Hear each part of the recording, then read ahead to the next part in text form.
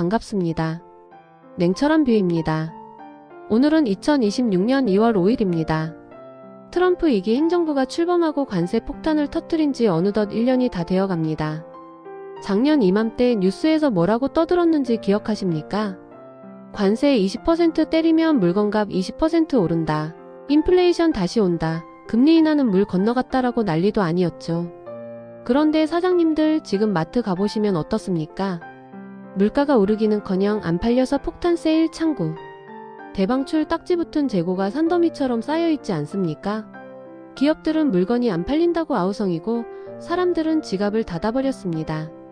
오늘 저는 여러분이 가지고 있는 경제 상식, 그 고정관념을 완전히 깨부수는 이야기를 하려 합니다. 관세의 끝은 인플레이션이 아니라 디플레이션 경기 침체 속 물가 하락이다. 그리고 이 무시무시한 시나리오 속에서 트럼프와 그의 새로운 파트너 연준 의장 케빈 워시가 꾸미고 있는 빅픽처를 아주 쉽게 고등학생 조카에게 설명하듯이 풀어드리겠습니다. 해시태그 1. 고등학생도 이해하는 수요 파괴의 원리. 많은 경제학자가 관세 세금이니까 물가가 오른다라고 단순하게 말합니다. 이건 반은 맞고 반은 틀린 이야기입니다. 제가 아주 쉬운 예를 들어볼게요. 치킨으로 이야기해봅시다. 여러분이 치킨집 사장님입니다. 치킨 한 마리에 2만원에 팔고 있어요. 그런데 갑자기 정부가 수입 닭고기에 관세 50% 매길게 라고 해서 원가가 올라 치킨값을 3만원으로 올렸다고 칩시다. 자, 여기서 질문. 치킨값이 3만원이 되면 손님들이 아이고 관세 때문에 어쩔 수 없네 하고 예전처럼 똑같이 사 먹을까요? 절대 아닙니다. 와, 치킨이 3만원? 안 먹어. 차라리 집에서 라면 끓여 먹지. 이게 바로 소비자의 심리입니다. 그럼 어떤 일이 벌어질까요? 하루에 100마리 팔던 게 20마리도 안 팔립니다. 사장님 입장에선 닭은 튀겨놨는데 안 팔리니 재고가 쌓이죠. 닭이 상하기 전에 어떻게든 팔아야 합니다. 결국 눈물을 머금고 눈물의 땡처리. 한 마리 15,000원 하고 가격을 후려치게 됩니다. 보이십니까? 처음엔 관세 때문에 가격 표효가가 3만원으로 올랐지만 인플레이션, 결국 아무도 안 사니까 수요 파괴, 나중에는 원래 가격인 2만원보다 더 싼 15,000원으로 떨어지는 디플레이션 현상. 이것이 바로 지금 2026년 미국 경제가 겪고 있는 수요 파괴형 디플레이션의 실체입니다. 해시태그 2. 100년 전의 경고 스무트 마이너스 올리 관세법. 에이, 설마 미국 경제가 그렇게 쉽게 무너지겠어? 라고 생각하시나요? 역사는 거짓말을 하지 않습니다. 정확히 100년 전 1930년 대공황 시절로 가봅시다. 그때도 미국은 우리 농부들과 공장을 지키자면서 수입품의 평균 60%라는 미친 관세를 때렸습니다. 법 이름이 스무트 마이너스 올리 관세법입니다. 그때 정치인들도 지금처럼 말했습니다. 관세 매기면 우리 기업들 돈 잘 벌고 나라 부자 된다고요. 결과는 어땠을까요? 지옥이었습니다. 유럽이랑 다른 나라들이요. 니들이 관세 때려? 우리도 때려. 하고 보복에 나섰습니다. 전 세계 무역량이 1년 만에 반토막도 아니고 3분의 1 토막이 났습니다. 수출길이 막힌 기업들은 줄도산했고 실업자가 넘쳐나니 물건 사줄 사람이 없어서 물가가 100%씩 폭락했습니다. 그때 배운 교훈이 이겁니다. 관세가 적당하면 물가를 올리지만 선을 넘으면 경제의 혈관거래를 막아서 심장마비 디플레이션을 일으킨다. 지금 트럼프의 관세 1020%, 중국 60%. 이건 혈관을 막기에 충분한 양입니다. 해시태그 3. 트럼프의 큰 그림 독약과 해독제. 제 분석에 공감하신다면 좋아요 한번 눌러주십시오. 여러분의 클릭이 냉철한 분석의 원동력이 됩니다. 자, 그런데 트럼프 대통령이 이걸 모를까요? 천만에요. 그는 평생 부동산과 호텔 장사를 한 사람입니다. 물건 안 팔리면 망한다는 걸 본능적으로 압니다.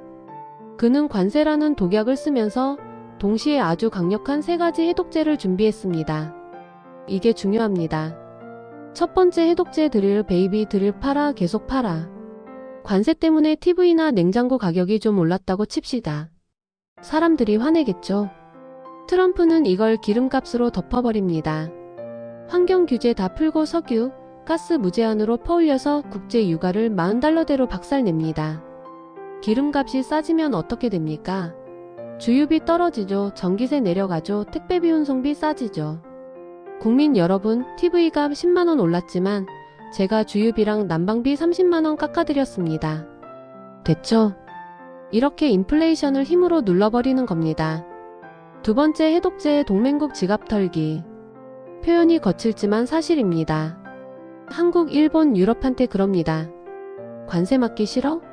미군 철수하는 거 싫어? 그럼 우리 비싼 셰일가스 사가. 우리 국채 사가. 전쟁을 하는 게 아니라 경제적으로 동맹국의 VS를 미국으로 강제 이전시키는 겁니다. 미국 경기가 침체되지 않도록 남의 피를 수혈받는 거죠. 해시태그 4. 게임 체인저 케빈 워시 케빈 WARSH. 그리고 마지막 가장 중요한 세 번째 해독제가 바로 새로운 연준 의장 케빈 워시입니다.